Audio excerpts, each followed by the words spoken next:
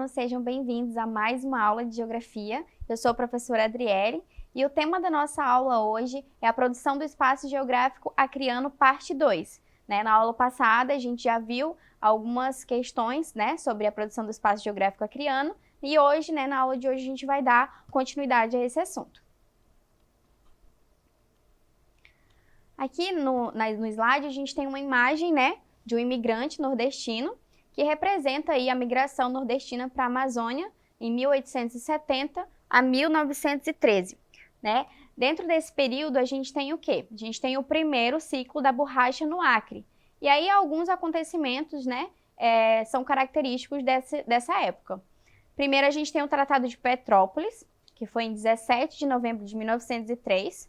Esse tratado, ele determina que o território acreano ele passa a pertencer ao Brasil. Depois a gente tem a questão do crescimento populacional, o surgimento de algumas cidades, como Rio Branco, Sena Madureira e Cruzeiro do Sul, elas se originaram nessa época, dentro aí deste período. E a gente tem também a grande produção de borracha nessa época, dando característica aí ao primeiro ciclo da borracha.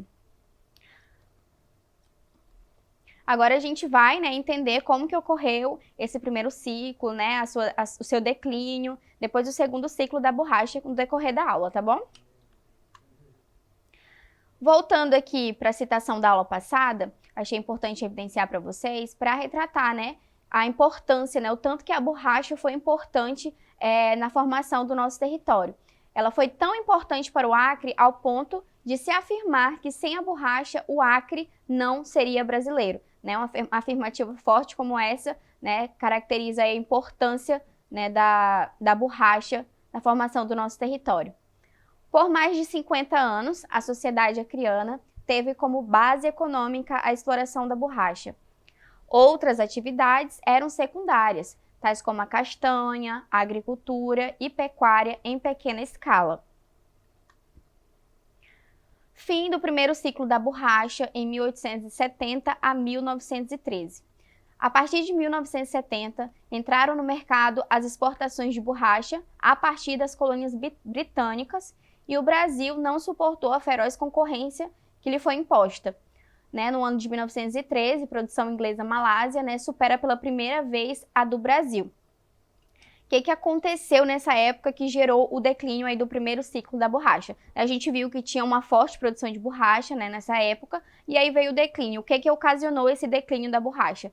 Porque com a produção, a borracha sendo produzida nos seringais da Malásia, uma borracha de mais qualidade, ela era produzida em série, ela ultrapassou aí, a produção e o Brasil ele não conseguiu alcançar, não conseguiu atender a demanda, porque a borracha de lá ela tinha uma melhor qualidade, ela era produzida em maior escala. E aí houve o declínio do primeiro ciclo da borracha.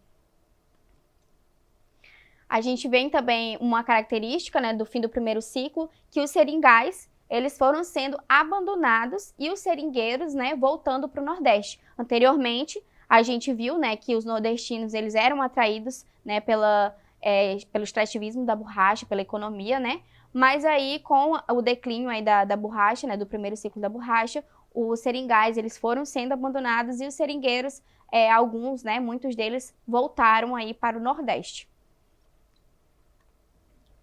E aí a gente tem a crise após 1913.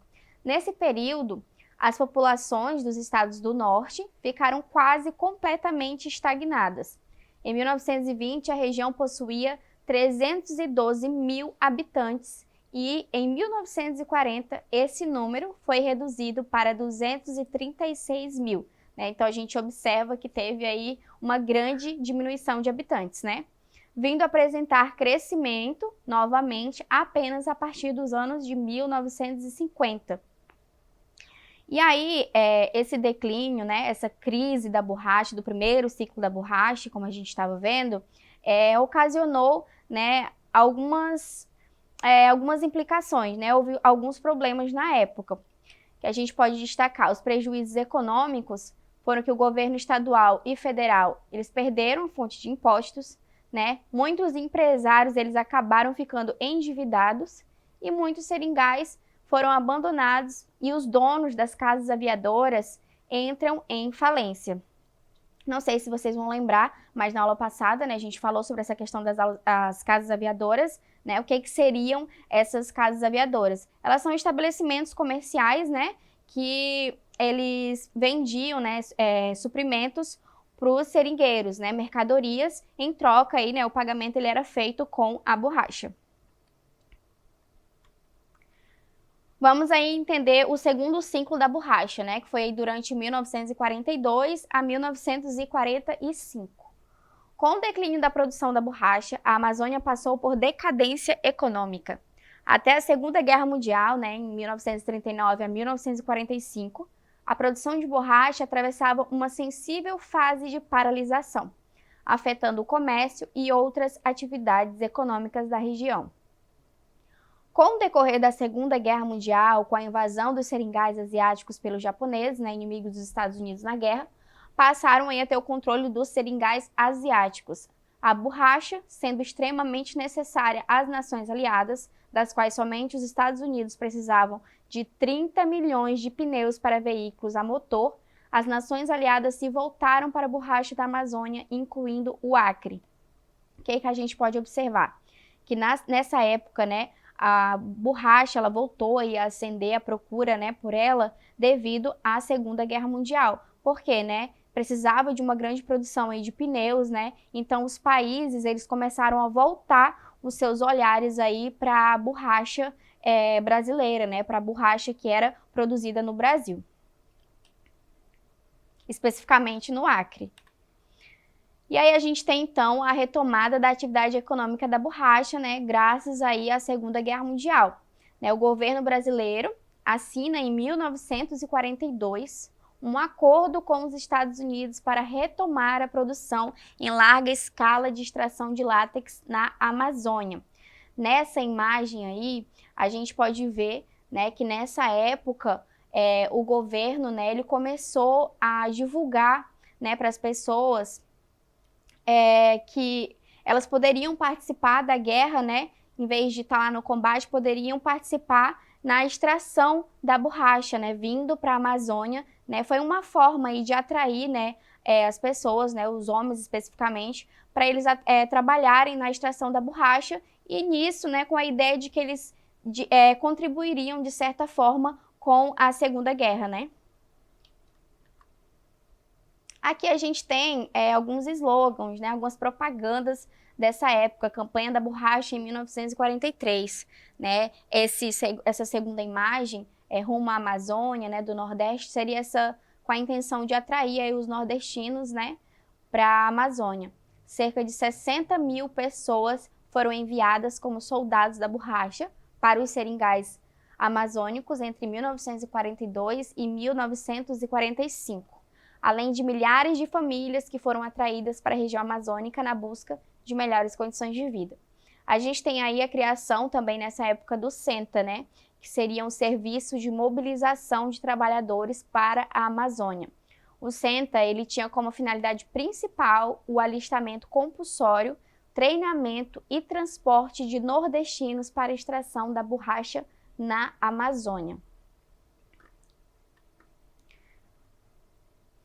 Aqui a gente tem a retomada, né, da atividade econômica da borracha. Na imagem a gente pode ver, né, que esses homens eles estão aí em cima de pelas, né, de borracha, que depois que a borracha passava ali por todo o seu processo de extração, né, elas eram formadas aí nesse formato de bolas, né, e aí a gente tem na imagem esses homens, esses trabalhadores em cima, né, que depois essa borracha ela ia ser exportada, né, com destino final aí principalmente para os Estados Unidos e para a Europa.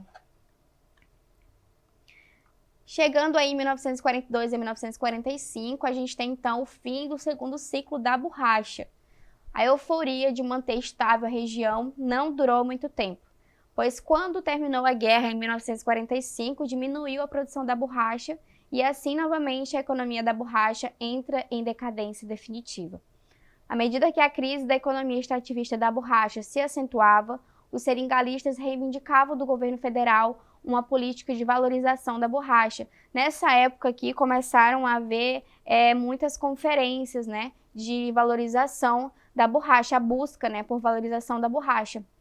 Então, o que é que a gente pode ver? Né, que a borracha teve o fim do primeiro ciclo, né, e aí depois ela voltou em ascensão novamente com a Segunda Guerra, né, a busca pela borracha da Amazônia. E aí ela entrou em declínio novamente, definitivamente, né, porque com o fim da guerra não tinha mais aquela procura toda, não precisava ter aquela grande produção como tinha anteriormente. E aí a gente vê então a questão do fim aí do segundo ciclo da borracha. Destacando aí, né, alguns povos que fizeram parte, né, dos ciclos da borracha, a gente tem os sírios e os libaneses, tá? Os sírios e os libaneses, eles atuavam como regatões. O que são esses regatões? Mascates ou regatões? São comerciantes, né?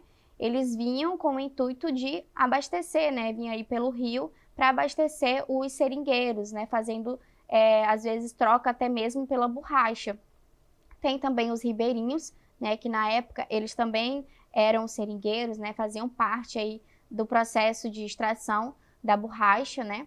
E também os povos indígenas, que foram muito importantes na época, né? Porque eles atuavam aí na questão da mão de obra, né? No extrativismo também da borracha. Então é isso. Agora a gente vai partir aí para o nosso exercitando, né? Para saber se vocês compreenderam essa segunda parte, né, sobre os ciclos da borracha, sobre a economia da borracha, suas ascensões, seu declínio, tá? E a gente vai agora para as nossas questões para saber se vocês compreenderam a aula direitinho. Primeira questão.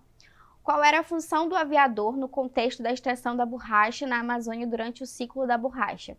Alternativa A, contratar o serviço dos seringueiros e organizar econômica e administrativamente as regiões onde era extraída a borracha. Alternativa B, levar os imigrantes nordestinos para as plantações de seringas, protegendo-os de ataques indígenas. Alternativa C, transportar de avião cargas com látex para os Estados Unidos e Europa. Alternativa D, construir aeroportos nas regiões das plantações de seringueiras com a finalidade de escoar o produto para fora do país. Ou alternativa E, apresar e empregar a força do trabalho escravo indígena na extração da borracha. Vamos ver se você acertou.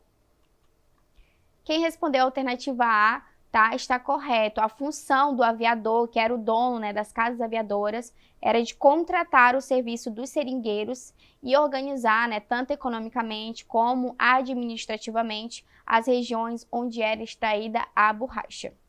Vamos aí para a próxima questão. Sobre o fracasso do chamado ciclo da borracha na região amazônica, são feitas as seguintes afirmativas.